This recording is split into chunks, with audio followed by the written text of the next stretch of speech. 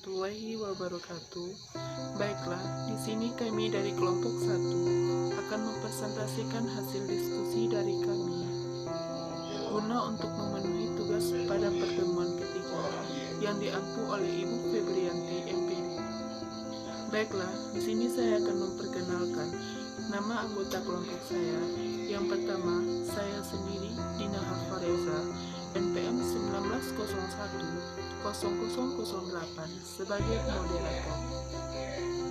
Yang kedua, Hashifah Putrianda, NPM 1901-0014 sebagai pemateri. Yang ketiga, Revi Febriani, NPM 1901-0016 sebagai pemateri. Yang keempat, Sonia Liza BP Hasani, NPM 1901-0023. Dan yang kelima, Deza Dwi Indrani, NPM 1901-0025 sebagai pemateri. Baiklah, di sini kita akan mempresentasikan tentang media pembelajaran yang terdapat 3 poin. Yang pertama, pengertian, fungsi, dan ciri. Yang kedua, nilai praktis media pembelajaran. Yang ketiga, kriteria pemilihan media, penggunaan media yang terintegrasi dengan tujuan pembelajaran. Baik, tak lama-lama langsung saja pada pemateri pertama yang akan menyampaikan tentang pengertian, ciri, dan fungsi. Kepada pemateri pertama, persilakan.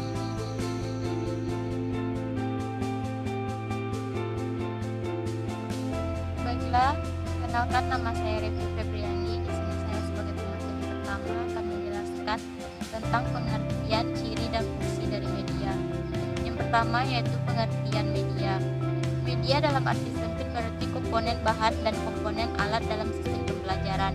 Dalam arti luas, media berarti pemanfaatan secara maksimum semua komponen sistem dan sumber belajar di atas untuk mencapai tujuan pembelajaran tertentu. Menurut para ahli Gerlich dan Eli 1971 mengatakan bahwa media apabila dipahami secara garis besar adalah manusia, materi, atau kejadian yang membangun kondisi yang membuat siswa mampu memperoleh pengetahuan, keterampilan, atau sikap.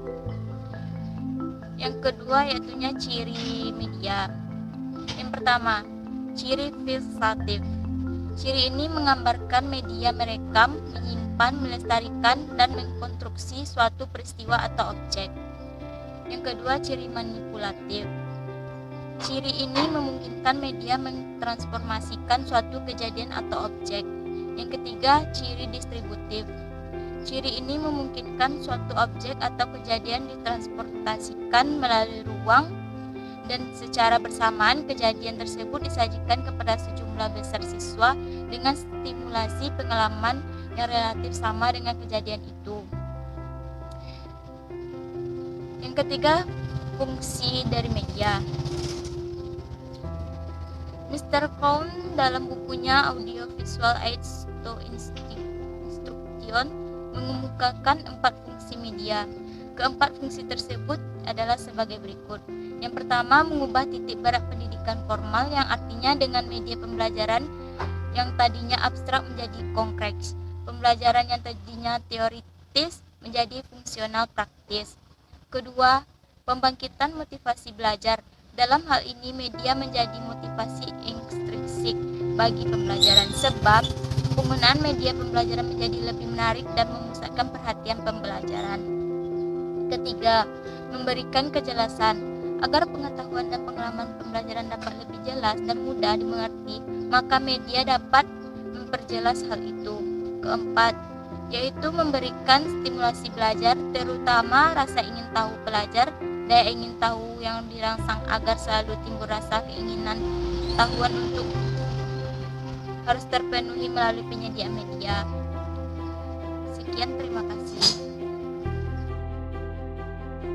Baiklah, kita masuk ke dalam materi kedua, yaitunya nilai praktis media pembelajaran, yang mana nilai praktis media pembelajaran ini merupakan realisasi dari instrumental dalam bentuk pengalaman yang bersifat nyata dalam kehidupan sehari-hari baik dalam bermasyarakat, berbangsa, dan bernegara.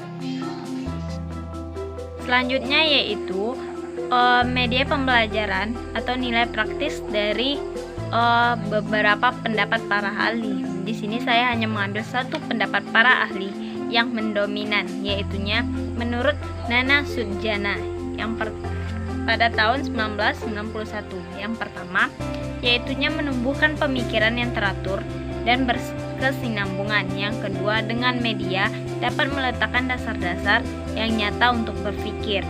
Karena itu dapat mengurangi verbalisme. Yang ketiga yaitu media dapat meletakkan dasar untuk perkembangan belajar sehingga hasil belajar bertambah mantap. Yang keempat yaitu memberikan pengalaman yang nyata dan dapat menumbuhkan kegiatan berusaha sendiri pada siswa. Pengalaman masing-masing individu yang beragam karena kehidupan keluarga dan masyarakat sangat menentukan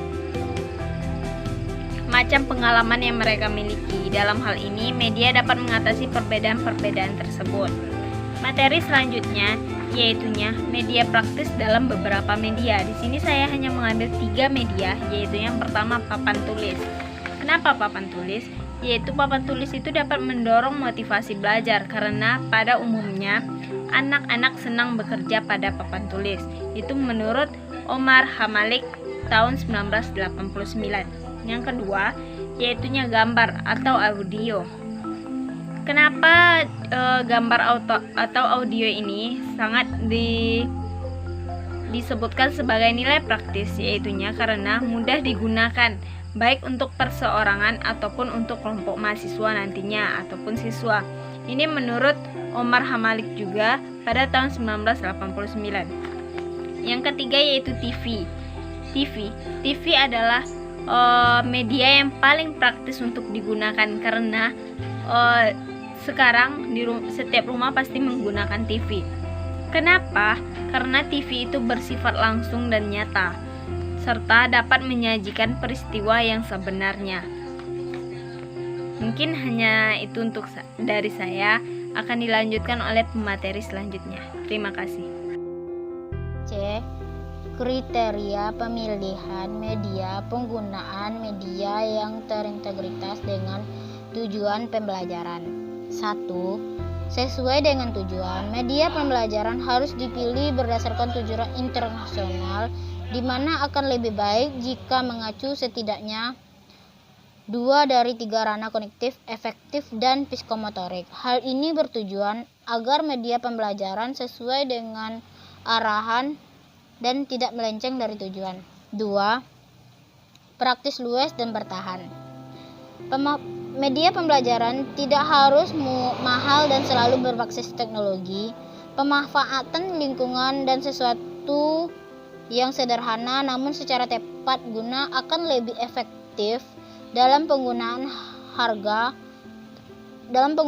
terjangkau dan dapat bertahan lama serta dapat digunakan secara terus-menerus, patut menjadi salah satu pertimbangan utama dalam memilih media pembelajaran. 3. Mampu dan terampil menggunakan. Adapun media yang dipilih guru harus mampu menggunakan media tersebut. Nilai dan manfaat media pembelajaran sangat ditentukan oleh bagaimana keterampilan guru menggunakan media pembelajaran tersebut. Keterampilan menggunakan media pembelajaran ini juga nantinya dapat diturunkan kepada siswa sehingga siswa juga mampu menggunakan media pembelajaran yang dipilih. Assalamualaikum warahmatullahi wabarakatuh. Baiklah, saya akan melanjutkan membacakan hasil PPT kelompok kami, yaitu yang keempat yaitu keadaan peserta didik. Kriteria pemilihan media yang baik adalah disesuaikan dengan keadaan peserta didik, baik keadaan psikologis, filosofis maupun sosiologis anak, sebab media yang tidak sesuai dengan keadaan anak didik tidak akan membantu banyak dalam memahami materi pembelajaran. Yang kelima yaitu ketersediaan. Walaupun suatu media dinilai sangat tepat untuk mencapai tujuan pembelajaran, media tersebut tidak dapat digunakan jika tidak tersedia. Menurut Wilkinson, media merupakan alat mengajar dan belajar. Peralatan tersebut ketika dibutuhkan untuk memenuhi keperluan siswa dan guru. Jangan sampai seseorang guru menentukan dan memilih media yang tidak tersedia di sekolah. Jika guru tidak mampu membuat dan memproduksi media, maka pilihan media alternatif yang tersedia di sekolah tersebut untuk menjelaskan materi pembelajaran. Sekian dari saya. Hanya sekian diskusi dari kelompok kami. Semoga apa yang telah kami sampaikan dapat bermanfaat untuk teman-teman semua dan dapat dimengerti. Mohon maaf apabila ada kesalahan.